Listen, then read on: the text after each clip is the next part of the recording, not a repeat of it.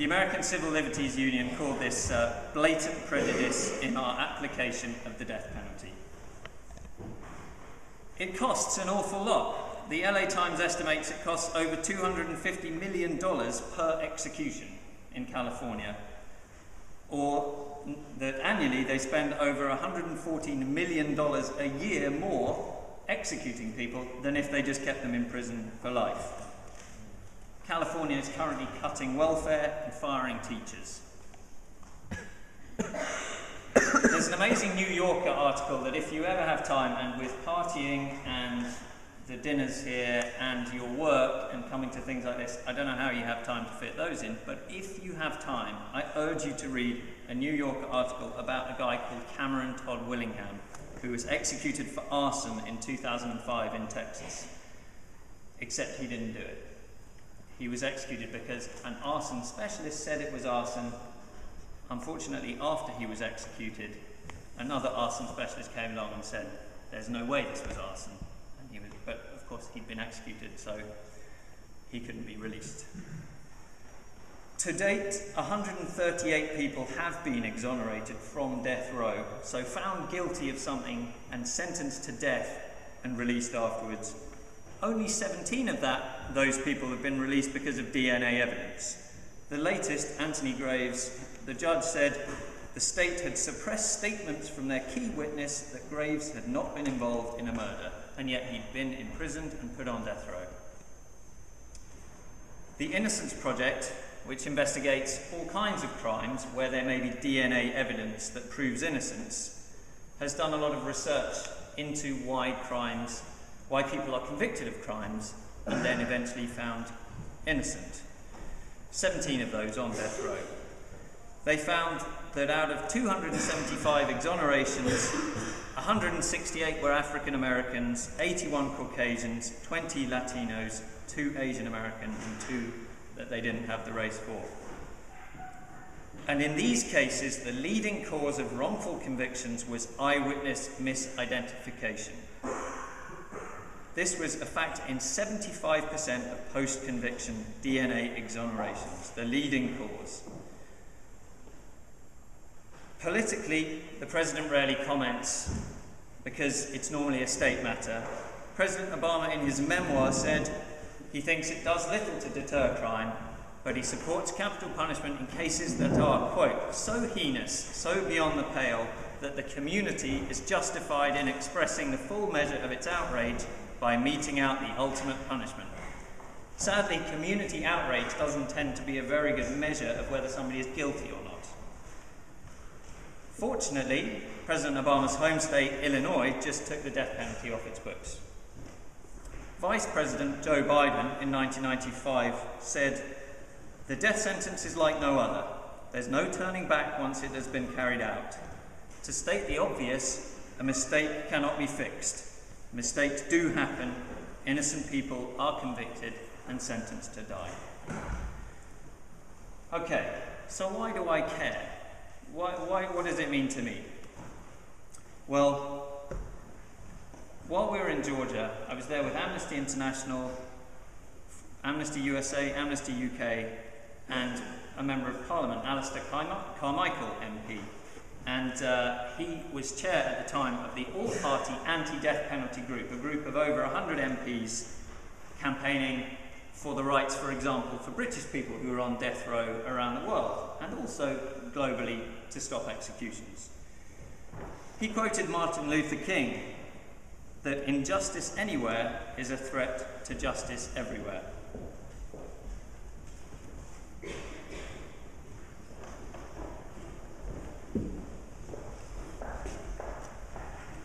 Okay.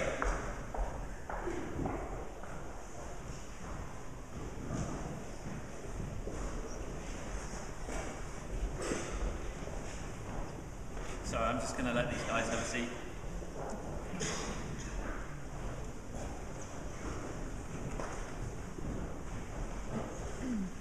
All right, so as a member of a band, I've been very lucky. I've toured America around 15 times. I've actually lost count of how many American tours we've done.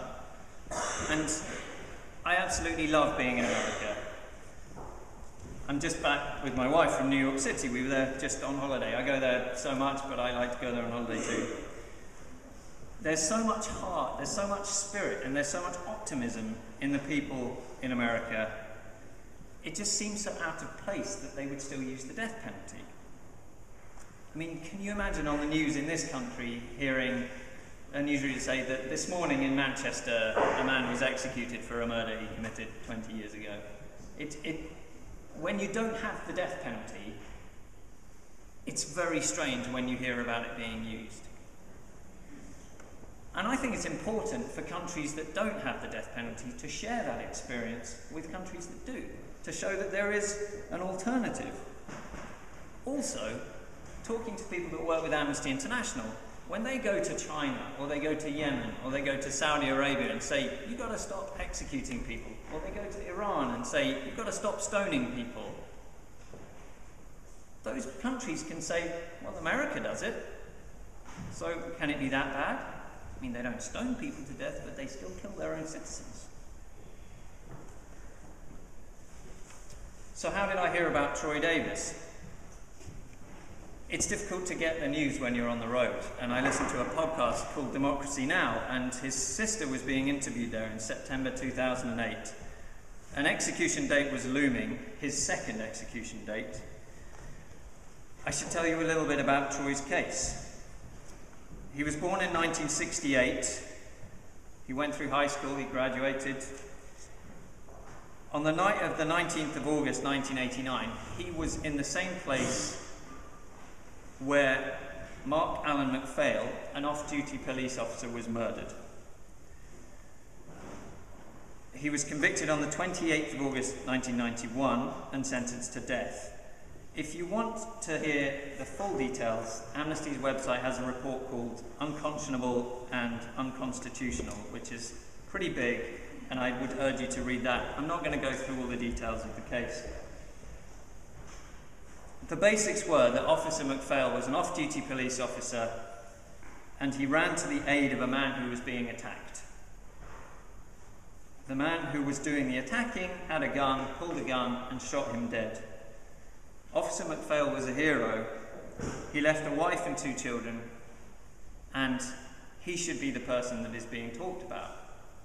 But he's not, because there's so much doubt around the guilt of Troy Davis that people are talking about Troy Davis. But it's important to remember that there are 2 victims that we're talking about: Officer MacPhail and his family, and Troy Davis. The next day, a man called Sylvester Red Coles went to the police with his lawyer and said that he was there and that Troy Davis had killed Officer MacPhail. The police went to Troy's house, took a photo of him, put up posters, and eventually his photo was put on the front page of one of the Savannah newspapers the following day with the headline, "Cop Killer." Troy had feared for his life, but he voluntarily surrendered to the police. The jury, only one member of the jury said that he hadn't heard about the case before the trial, but the court denied his lawyer's plea to move the trial to somewhere where the jury wouldn't know about the case. Troy's conviction was based on eyewitness testimony earlier. That's why I was talking about the Innocence Project. Eyewitness testimony has been shown time and again to be unreliable. Confessions that Troy had alleged to have made turned out not to be true. The jailhouse snitch who said, "Troy confessed to me," turned around eventually and said, "He never did that, I made it up." No weapon was ever found, despite the fact that Sylvester Coles owned a gun of the same caliber that the policeman was shot with, and he was never ordered to produce it. There was no physical evidence that linked Troy to the murder. He was there, but he says as soon as a gun appeared, he was running away.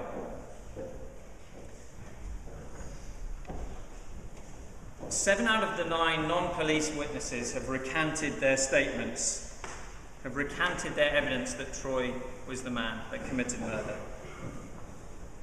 The witnesses go further, some of them implicating Sylvester Coles.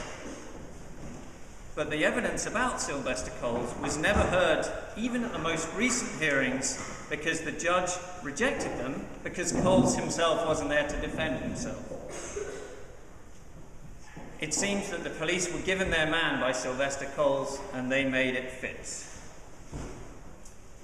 There are plenty of examples of the recanted testimony in this document, which I would urge you to read. Okay, my activism. What have I done with Amnesty? Well, like all people here, are there any people here who are part of the Oxford University Amnesty group?